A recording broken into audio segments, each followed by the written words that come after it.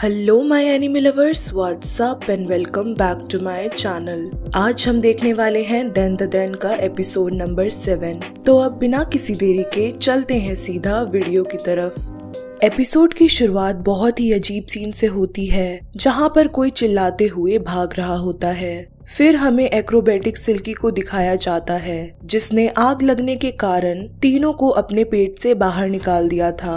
मोमो और ओकुरुन बिल्कुल ठीक थे, लेकिन आयरा बेहोश हो चुकी थी। आयरा की ये हालत देखकर एक्रोबेटिक सिल्की रोने लगती है और उन्हें उसे वापस लौटाने को कहती है। मौका देखकर मोमो, ओकुरुन और टर्बो ग्रैनी वहां से भागने लगते हैं। ओकुरुन अब ट्रांसफॉर्म हो चुका था, जो आयरा को गोद में लेकर भाग रहा था। वो मोमो से प्लान पूछता है कि उन्हें आगे क्या करना है। मोमो इंस्ट्रक्ट करती है कि बस वो बिना रुके भागते रहें। एक्रोबेटिक सिल्की अपने बालों से मोमो को दूर फेंक देती है और ओकुरुन का पीछा करते हुए उससे आयरा को छीनने की कोशिश करती है। ओकुरुन अटैक से बचते हुए भागता है, लेकिन एक्रोबेटिक सिल्की उसे भी लात मार के दूर फेंक देती है, जिससे आयरा ओकुरुन की गोद से गिर जाती है।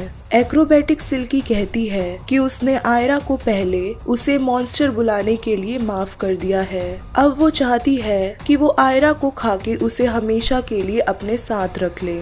जब वो आयरा को पकड़ने की कोशिश करती है तो वो आगे नहीं बढ़ पाती। मोमो आकर बताती है कि वो उसके प्लान में फंस चुकी है। उसके बाल पूरी जगह में उलझ चुके थे, जिसकी वजह से अब वो एक ही जगह पर अटक चुकी थी। एक्रोबेटिक सिल्की खुद को छुड़ाने की कोशिश करते हुए अपने पैरों से बिल्डिंग को तोड़ने लगती है। मोमो अपने साइकिक पावर से उसका पांव पकड़ लेती है और ओकुरुन को टर्बो ग्रैनी के पावर का इस्तेमाल करके उससे फाइट करने को कहती है। ओकुरुन कहता है कि उसे पावर का इस्तेमाल करके फाइट करना नहीं आता है। पहले भी वो एलियन से लड़ाई के दौरान बस भाग रहा था, उसने कभी डायरेक्ट फाइट नहीं की थी।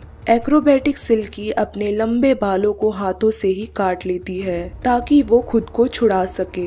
मोमो का ग्रिप भी अब छूट रहा था, जिसकी वजह से वो ओकुरुन को जल्दी से कुछ करने को बोलती है। मोमो की पकड़ से छूट के एक्रोबेटिक सिल्की उस पर हमला कर देती है, लेकिन ओकुरुन ट्रांसफॉर्म होके बीच में आ जाता है, जिससे वहाँ बहुत बड़ा धमाका होता है। ओकुरुन के साथ जोरदार टक्कर के कारण वो सीधा दीवार में जाकर गिरती है। जीत के बाद टर्बो ग्रैनी आयरा के क्लोथ्स चेक करके उससे गोल्डन बॉल ले लेती है और कहती है कि आयरा अब मर चुकी है।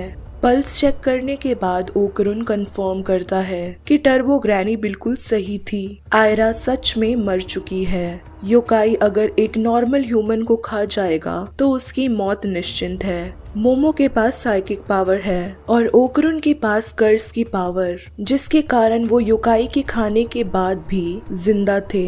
टर्बो ग्रैनी का कहना था कि अब कुछ नहीं हो सकता, लेकिन मोमो और ओकुरुन फिर भी आयरा को जिंदा करने की पूरी कोशिश करते हैं। मोमो अपनी साइकिक पावर से आयरा के हार्ट को मसाज करती है, वहीं ओकुरुन उसे सीपीआर देता है और वो लोग टर्बो ग्रैनी को मोको के फोन से एम्बुलेंस बुलाने के लिए कहते हैं। एक्रोबेटिक सिल्की आयरा को पुकारते हुए वहां आ जाती है। उसे उठते देखकर मोमो और ओकुरुन अलर्ट हो जाते हैं। एक्रोबेटिक सिल्की कहती है कि आयरा को वापस लाना मुश्किल है। आयरा को बचाने का सिर्फ एक तरीका है कि वो उसका ऑरा आयरा को ट्रांसफॉर्म कर दे।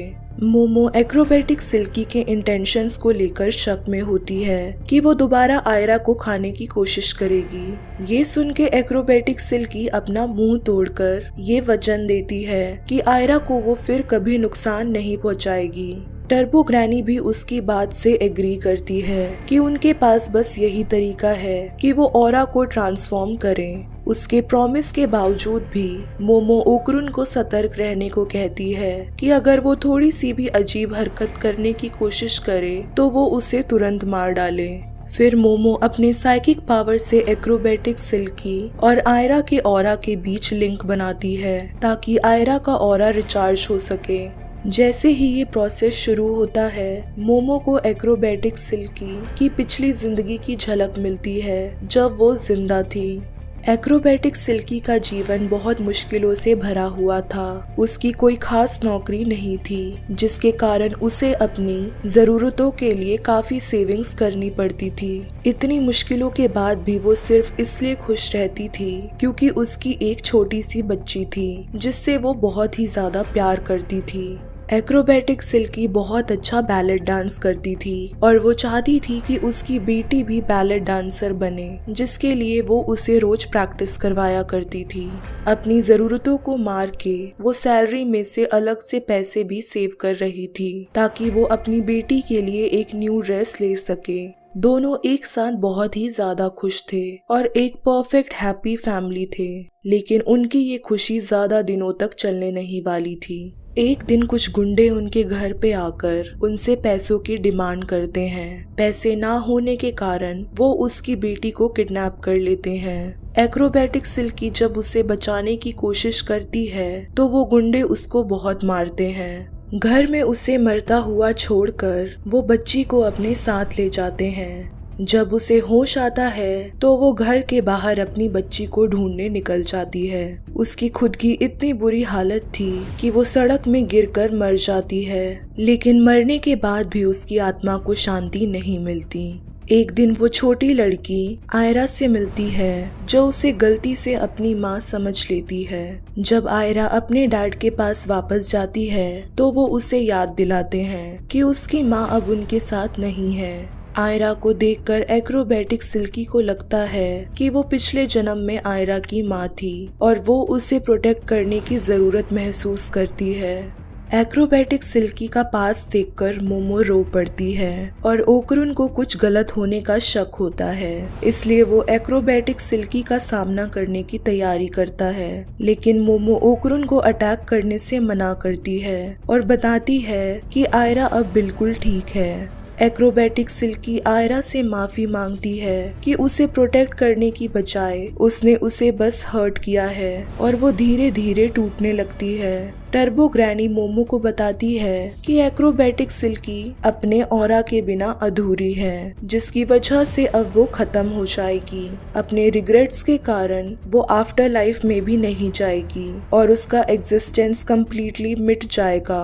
इस वक्त में एक्रोबैटिक सिल्की अपनी बच्ची को याद करती है और माँ के रूप में अपनी नाकामी से शर्मिंदा होती है। आयरा एक्रोबैटिक सिल्की को आफ्टर लाइफ में भेजना चाहती थी, जिसके लिए वो उसके रिग्रेट्स को खत्म करने की कोशिश करती है। आयरा एक्रोबैटिक सिल्की को हक करते हुए कहती है कि वो दुनिया की सबसे बेस्ट मॉम थी। आयरा प्रार्थना करती है कि एक्रोबैटिक सिल्की और उसकी बच्ची को एक बेहतर जगह मिले जहां वो शांति से एक दूसरे के साथ रह सके।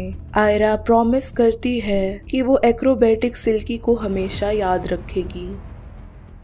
सो हे गाइस, अगर ये वीडियो आप सबको पसंद आई है then don't forget to like, share and also subscribe to my channel. और बाकी के देन द देन के एपिसोड्स को चेकआउट करना मत भूलना। तब तक के लिए टेक केयर एंड सायोनारा।